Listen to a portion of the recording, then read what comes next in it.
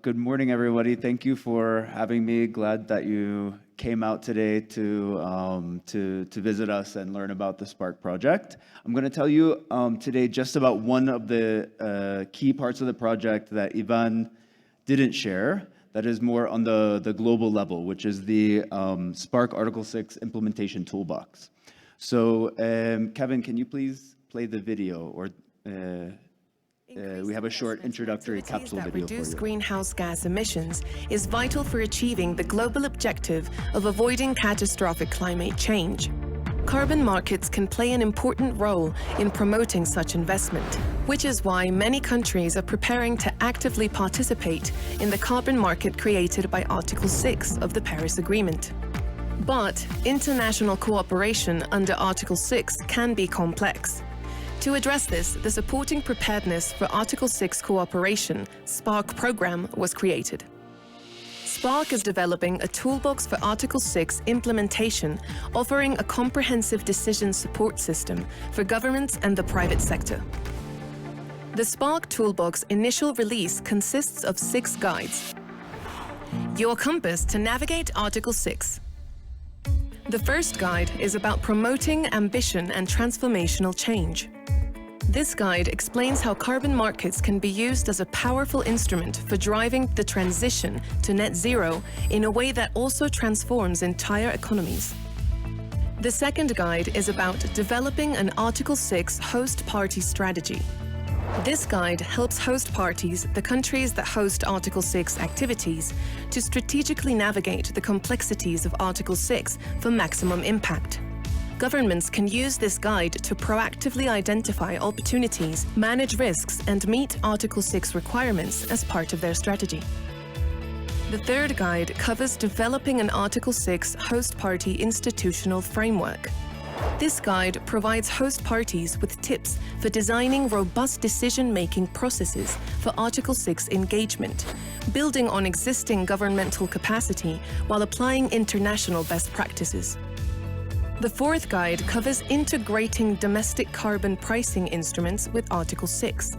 This guide helps host party governments develop strategies to manage the synergies and potential conflicts between their engagement in Article 6 and the use of domestic carbon pricing instruments. The fifth guide is on screening and developing Article 6 activities. This guide supports activity participants, the organizations actually developing new emission-reducing investments, with advice throughout each step of the Article 6 activity cycle, from conceptualization through to issuance and transfer of credits. The sixth guide covers financing and contracting Article 6 activities. This guide bridges project finance principles and contractual issues to offer guidance to the private sector on all facets of carbon market transactions under Article 6. The SPARK Toolbox guides your compass to navigate Article 6.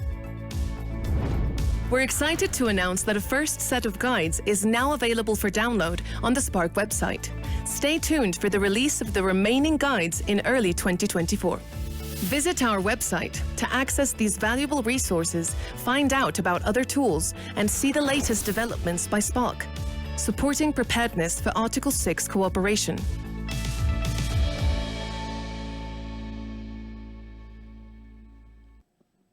Okay, great. Thank you. So you can see that while there's a very large program of implementation in Colombia, there's also a wide-ranging set of activities happening at the global level.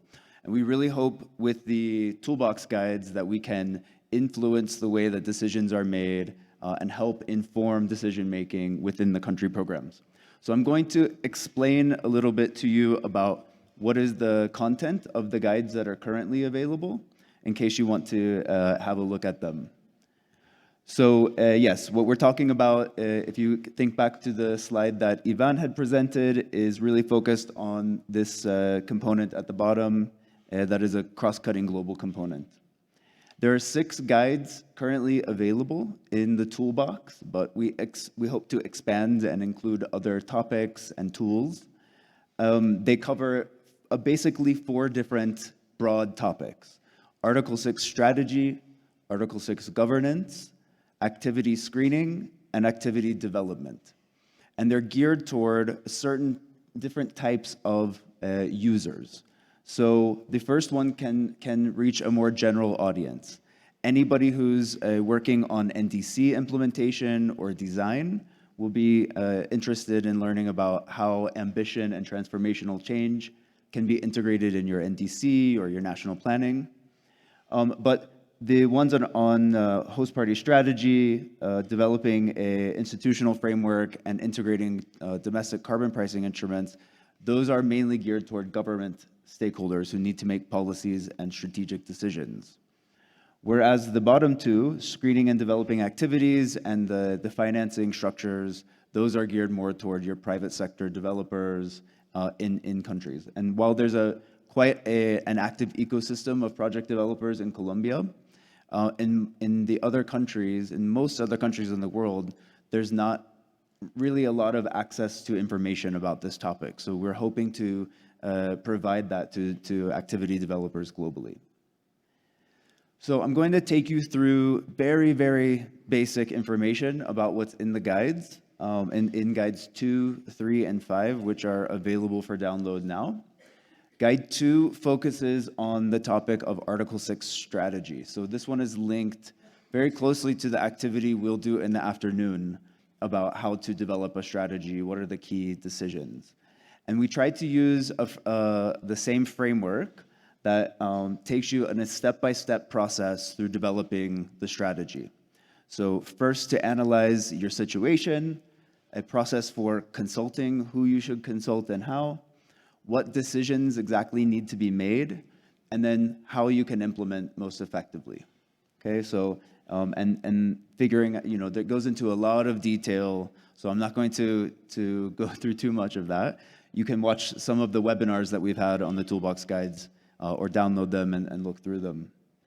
But one of the important, I think most important issues for any country is to, when they're developing their Article 6 strategy, is to really understand the different risk levels of different choices that you can make, and then the different courses of action that you can take to address those potential risks.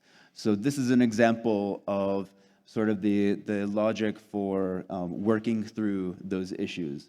So how you should first screen your NDC inventory, categorize it, assess the mitigation risks, and then when you separate those risks into different levels, and all those levels are described in the guidebooks, it tells you different approaches you can take to mitigate those risks. In Guide 3, it talks about how to develop an institutional framework, so how to set up the different governance arrangements and mechanisms. So using the same sort of framework, what sort of analysis you need to undertake to understand your situation, who you consult with, what key decisions need to be made, and then how you can move forward to implement that. And so this is an example of some of the questions that are presented and the kind of framework for understanding institutional arrangements for Article 6. So we tend to think of it in terms of 3 broad categories of stakeholders or institutions, including the policy-making bodies, the executive bodies, and then the administrative bodies who are actually responsible for operationalizing the policies and plans. But it's different in every country. It's important to know that the answers to these questions, who approves the NDC, who makes regulatory decisions, who administered CDM, these might all be different answers in every country. So there's really no wrong or right way to do it. So we try to reflect in the Toolbox guides some nuance of different ways you can consider your arrangements. And then we've kind of proposed one sort of setup that could be there, but we're also taking steps to do, under the Toolbox, more case studies where we can better understand what different countries are doing and what different options are out there. The Guide 5 is focused more on the private sector, on the project development side of things. And this focuses on how to screen and develop Article 6 activities. So many people in this room probably understand the process especially for voluntary markets or in the Colombian context. But for Article 6, there's still, I would say the market ecosystem is converging, even in terms of language, of how this exactly happens. So we try to provide some concrete analysis. We try to work with the UNFCCC Secretariat on certain terms, try to come up with a bit of information that everybody can use on the project cycle, which I know that was something Ivan mentioned in his presentation, that's a need for the local stakeholders to build capacity on. So we organized this guide according to each of the steps of the activity cycle. Obviously, you see the different arrows to the word authorize, because that's a little bit of a controversial or sometimes confusing term. So we tried to explain that. But yes, just to say, you can, this is a very high-level overview. The guidebooks are really quite dense, and there's a lot of information there. We tried to develop them as how-to guides and make them as useful and practical as possible. For the next set of guides, which are not currently available, unfortunately, but guides 1, 4, and 6 are coming soon, definitely this year. Guide 1 will focus more on promoting ambition and transformational change. What are the key concepts in doing this? And how can you build better Article 6 activities, essentially, that are more Paris-aligned? Guide 4 is about the other domestic carbon pricing instruments and the interplay that they have with Article 6. Many countries are in the process of setting up an ETS, or they have a voluntary scheme, or they have a carbon tax, and they're not sure how to consider additionality, for example, when they're implementing Article 6 projects. Or maybe they're not sure which sectors that they should focus on, or what the impact on their positive or negative list will be. So that's the kind of information that will be in this guide. And then financing and contracting Article 6 activities. This is really more about the different transaction models that are out there. When you actually enter into a commercial contract for purchasing mitigation outcomes, what is the role of private sector? Who signs what documents? What does a term sheet look like? How does that negotiation take place? Those kind of things that are pretty new in this space. So I want to say that we have also already done a series of webinars to present a little bit more in depth than what I just presented about guides number 2 and 3. If you want to watch those, they're available online for you. In fact, you can go to this QR code and find all of those webinars. They're about 1.5 hours to 2 hours long each. And what we tried to do there is both explain the key concepts in each of those guides twice, and we tried to include the experiences of our partner countries, including Adriana joined for one of the sessions, but also Pakistan, Zambia, and Senegal country examples. There are additional materials that we're working on for the guidebooks. We're trying to break these. When you download the guide, you'll see that it's quite heavy. So we're trying to break it down into smaller chunks to make it a little bit more accessible. But we also will be running some case studies.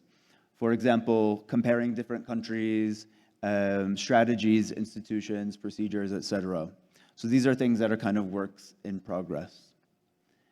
The next webinar, if you're interested, and we're really looking for people to participate in this, because we have pretty good connections with our government counterparts through this project, obviously.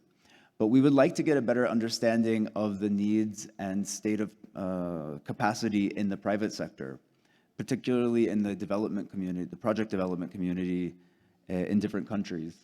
So Guide 5, which is about screening and developing activities, when we have a webinar, we hope that you'll be able to join and then provide some feedback on the quality and type of content that we are presenting. So if you can join on June 18th, session 2 especially should be a little bit more amenable to this time zone. And if you're interested, please join. You can join the email list so that you get the invitation to the event by clicking on this QR code. So that's probably your 10th QR code already today. And if you have any questions, honestly, we are a consortium of about 15 to 20 top international experts in the area of Article 6. We're the biggest Article 6 support program globally, and we're here to learn as well as to share. So if you would like to reach out and you have any technical questions or suggestions on content or corrections on content, you can email us at sparktoolbox@gggi.org. Okay? So that's it from me. Thank you very much.